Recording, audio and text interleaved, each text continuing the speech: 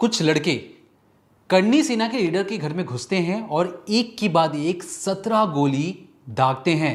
जब मौका वारदात पर पुलिस पहुंचती है तो पुलिस के हाथ पैर फूल जाते हैं और जब वीडियो देखते हैं तो उनके होश फाख्ता हो जाते हैं। पता लगाने की कोशिश होती है कि किसने मारा। तब तक एक सोशल मीडिया पर पोस्ट जारी कर दिया जाता है जिसमें एक गैंगस्टर दावा करता है कि मैंने ही मारा है। अब जो उसने मारा उसके पीछे जो कारण उसने बताई ये चौंकाने वाली थी, क्योंकि कल से लेकर अभी तक पुलिस जांच कर रही है कि कौन से कारण हो सकते हैं जिसकी वजह से सुखदेव सिंह की हत्या की गई है, वो भी सरेआम। जो सीसीटीवी फुटेज है उसे देखकर भयभीत होना जाहिर सी बात है, लेकिन हर कोई ये जानना चाह रहा था कि लॉरेंस क्यों और किस लिए उसने सुखदेव सिंह की हत्या करवाई। जब हम इसकी इन्वेस्टिगेशन कर रहे थे तो हमें भी कई चौंकाने वाले खुलासे हुए हैं जो आज हम आपको इस डिकोडिंग क्राइम में जरूर बताएंगे। अब तक बने रहेगा हमारे साथ, क्योंकि जो जो चीजें हम आपको बताएंगे शायद ही आपको पहले पता हो कि सुखदेव सिंह और लॉरेंस का जो कनेक्शन है वो किस कदर खूनी हो चला था कि कल यानी जो 17 गोली चलाई गई उसमें सुखदेव सिंह की जो हत्या हुई उसके पीछे जो असली कहानी है अगर आप सुनेंगे तो आपके रोंगटे खड़े हो जाएंगे। ये जो पूरा नेक्सस है, ये पूरा नेक्सस गोल्डी बराड जेल के कनाडा में बैठा हुआ है, लॉरेंस जेल में बैठा हुआ है, लेकिन इसकी हत्या की प्लानिंग पंजाब में की गई थी। पंजाब में एक संपत नेहरा नाम का गैंगस्टर है, उसने आज से 1.5 से 2 साल पहले पूरी सलमान खान को और सुखदेव सिंह को मारने की साजिश रच चुका था। लेकिन कहीं ना कहीं संपत नेहरा से गलती होती है और लॉरेंस गुस्सा होता है कि तुम अपना काम सही टाइम पर नहीं कर पा रहे हो, कम से कम एक काम तो सही कर दो। अब अपने बॉस को खुश करने के लिए संपत नेहरा किस कदर प्लानिंग बनाता है वो भी आप जानेंगे कि कैसे सलमान खान को मारने में फेल तो हुआ, लेकिन सुखदेव सिंह को मारकर वो कैसे सोशल मीडिया से लेकर टीवी पर वायरल हो चुका है। हर कोई आज उसकी बात कर रहा है। और इसमें जो सबसे बड़ा जो कैरेक्टर है, जो 2 कैरेक्टर हैं जो जिन्होंने गोली मारी, उन कैरेक्टर की जो कुंडली आज भी हम खंगालेंगे कि वो कौन लोग हैं, कहाँ से आए और उनके पास हथियार कहाँ से आए। उसमें जो एक कैरेक्टर है अगर मैं आपको बताऊं तो उनके जो पिताजी हैं वो एक्स आर्मी में है और एक शूटर खुद आर्मी का जवान है। छुट्टी लेकर आया था और छुट्टी पर उसने हत्या कर दी आर्मी का जवान। अब जो सबसे बड़ी बात जो आपको भी चौंका सकती है, दरअसल जो सुखदेव सिंह की जब हत्या हुई उनके पास पर्सनल 3 बॉडीगार्ड थे। एक बॉडीगार्ड तो फुटेज में दिख रहा है, बाकी जो 2 बॉडीगार्ड थे उन्होंने अचानक से छुट्टी ले ली थी।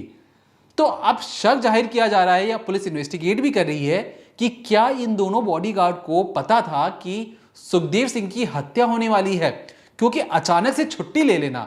3 बॉडीगार्ड प्राइवेट बॉडीगार्ड थे जिसमें से अचानक से 2 छुट्टी लेते हैं और जब वो छुट्टी लेते हैं तभी उनकी हत्या हो जाती है।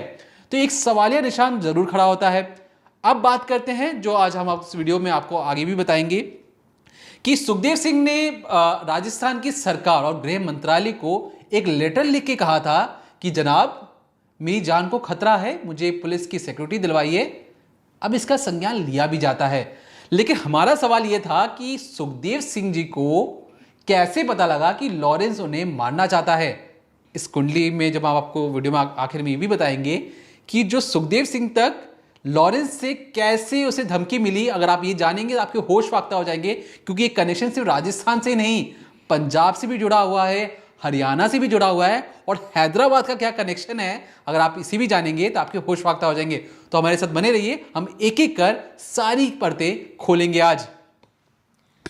तो सबसे पहले बात करेंगे उस हत्याकांड की। ये जो पूरी वारदात है इसे 1:03 पर अंजाम दिया गया, जैसा कि दीपक ने बताया और वीडियो भी बहुत सारे लोगों ने देखा होगा कि सुखदेव सिंह के घर पर, उनका पूरा नाम है सुखदेव सिंह शेखावत और गोगामेड़ी गांव के वो रहने वाले हैं, इसलिए अपने नाम के पीछे गोगामेड़ी लगा लेते हैं।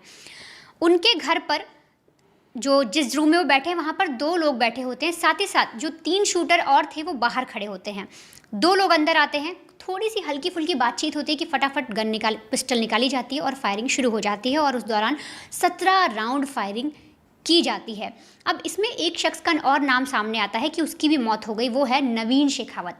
बताया जा रहा है रिपोर्ट्स की भी अगर माने तो नवीन शेखावत जो हैं माफिरगत थे, वो पहले जो गोगामेड़ी थे उनके गनर थे, लेकिन फिलहाल गनर की पोस्ट से हट गए थे, गोगा मेडी को खुद ही सिक्योरिटी गार्ड मिल गए थे। उसके बाद वो अपना कपड़ा व्यवसाय चलाते थे, एक कपड़ा व्यवसायी थे। लेकिन इस पूरी रिपोर्ट में एक बात ये सामने आई है कि जो शूटर्स थे, जो लॉरेंस ने अपने प्यादे भेजे थे, अपने चेले भेजे थे शेखावत को मारने के लिए, वो नवीन से मिले थे। उन्होंने नवीन से डील की थी कि आप हमें उनसे मिलवाइए। अब यहाँ पर नवीन शेखावत की मौत हो गई है, तो पुलिस के लिए ये जानना थोड़ा मुश्किल हो गया है कि क्या जो नवीन शेखावत है उनको पता था कि गोगा मेडी की हत्या कर दी जाएगी? क्या वो ये जानते थे कि जिनसे मैं डील करा रहा हूँ वो एक मर्डर डील है?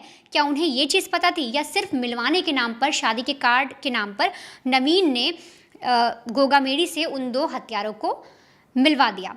ये हुई एक बात। अब जैसे ही ये हत्याकांड हुआ, सोशल मीडिया पर एक पोस्ट आया, पोस्ट किया गया था रोहित गोदारा की तरफ से, जिसका नाम सामने आया इस हत्याकांड में।